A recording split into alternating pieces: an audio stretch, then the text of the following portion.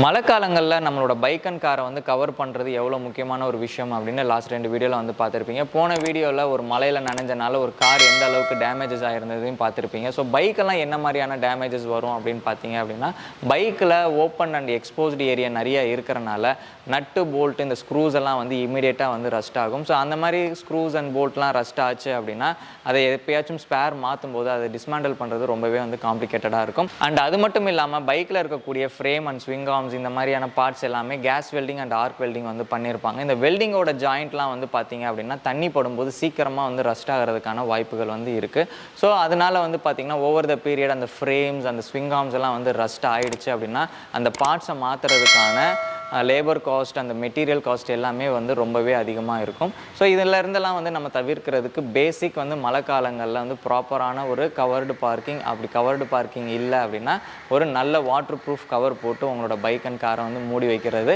ரொம்பவே ஒரு நல்ல விஷயம் அப்படின்றது இந்த இடத்துல வந்து சொல்லிக்கிறேன். ஸோ இது மாதிரியான இன்ஃபர்மேஷன் தெரிஞ்சுக்கிறதுக்கு நம்மளோட யூடியூப் சேனலை வந்து சப்ஸ்கிரைப் பண்ணி பெல் பட்டனையும் கிளிக் பண்ணிக்கோங்க. நன்றி, வணக்கம்.